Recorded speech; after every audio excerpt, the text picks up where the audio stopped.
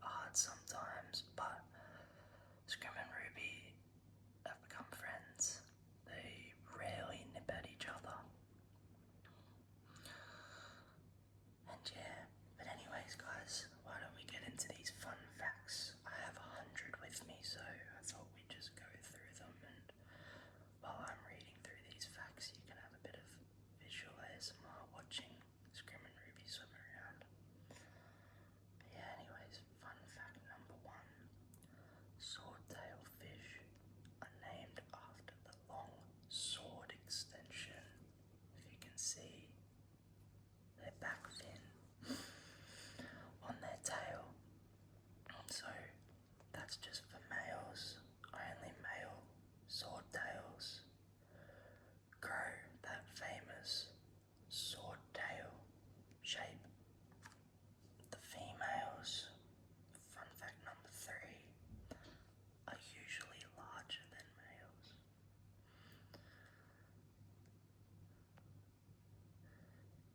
And swordtails belong to the live-bearer family of fish.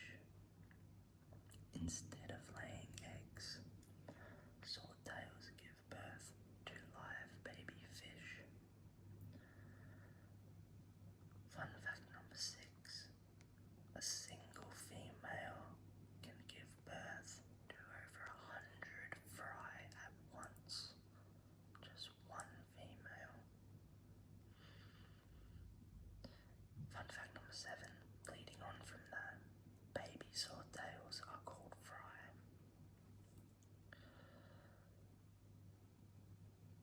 Fun fact number 8. Swordtails are native to parts of Mexico and Guatemala. They naturally live in warm rivers, streams, and ponds. Swordtails can survive in slow-moving or fast-moving water. Fun fact number 11. Wild swordtails are usually olive green. Number 12. Aquarium breeding was the root, I would say, for the creation of the bright colour swordtails such as red, orange and black. Fun fact number 13. Some swordtails can actually have multiple swords on their tails.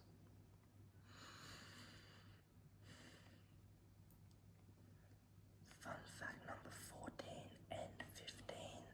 Swordtails are closely related to platies, and they can even crossbreed with them.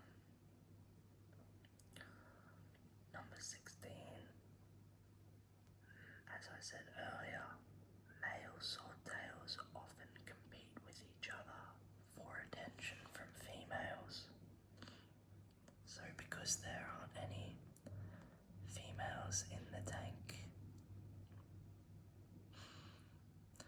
they're not really competitive in that aspect. Females sometimes prefer males with longer swords. Fun fact number 18. Scientists study swordtails to learn about evolution and mate selection. Swordtails can actually recognize member of their own species. Fun fact number 20. They are a very popular beginner aquarium fish. They are considered peaceful community fish. They are very active swimmers and are very rarely found being still.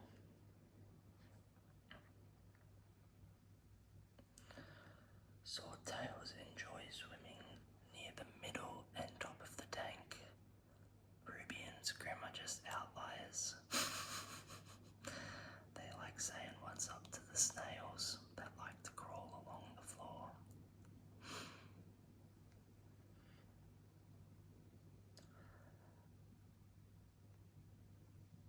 Surprisingly, swordtails can actually jump high out of aquariums.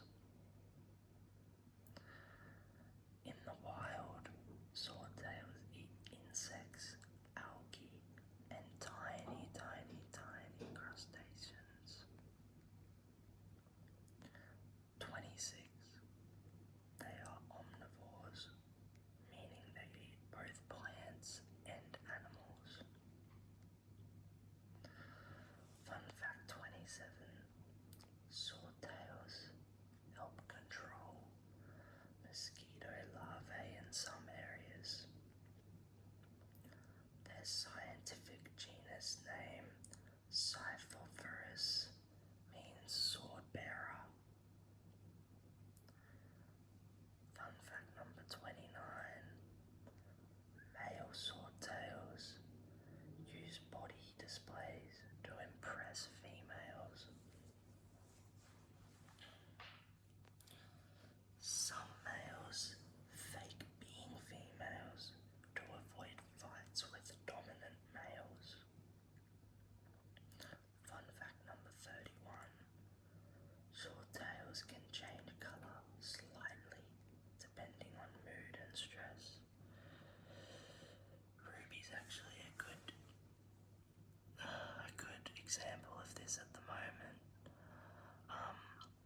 He's usually much brighter, but very recently my partner and I introduced this feeding tube, which a snail has actually somehow managed to get into. Ruby, relax, buddy. It's just me.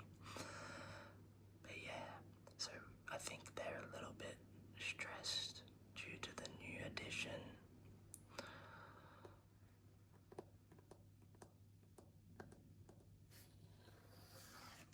Alrighty. Fun fact 32. Pregnant females develop a dark spot called a gravid spot. Fun fact 33. Swordtail fry can swim immediately after birth. Adults may actually eat their own babies if given the chance. Number 35. Dense plants help baby swordtails hide from predators. Swordtails can live around 3 to 5 years. Some swordtails develop shimmering metallic scales. They breathe through gills like most fish. Swordtails use their fins for balance and steering.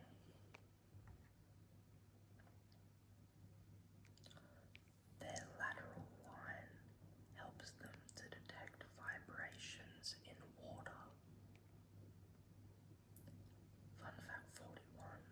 Swordtails are sensitive to poor water quality.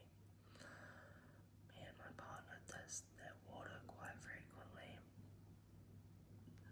just to make sure that they have the most optimal setting. The tank's a little bit dirty at the moment, apologies for that if it's distracting. Clean water helps their colours to appear brighter. Fun fact 43. Male swordtails are often more colourful than females. Swordtails can adapt to different water conditions better than many tropical fish. Their ideal climate are warm temperatures between 22 and 28 degrees Celsius. As you have probably seen if you've been watching Scrim and Ruby, but swordtails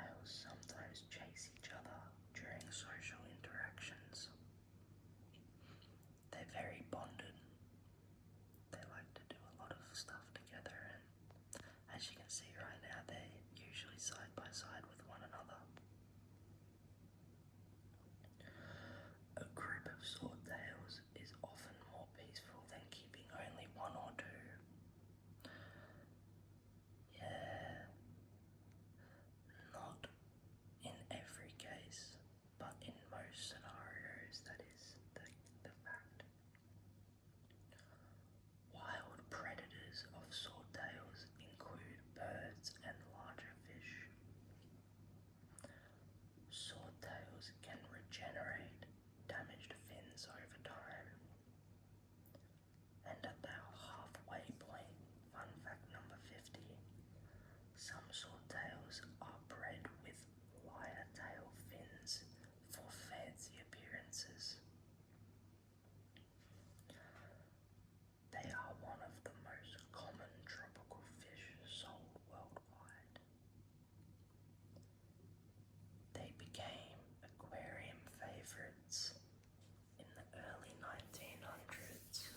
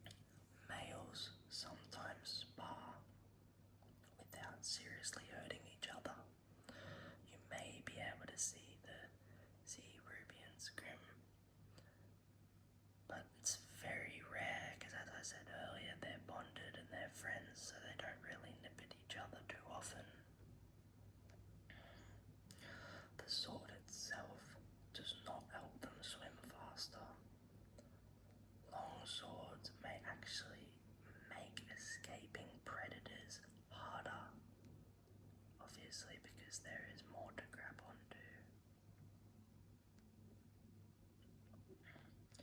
Scientists think females evolved a preference for swords over time. Swordtails are used in genetics research. Some species of swordtails are endangered in the wild. Habitat destruction threatens wild populations. Pollution can damage swordtail habits.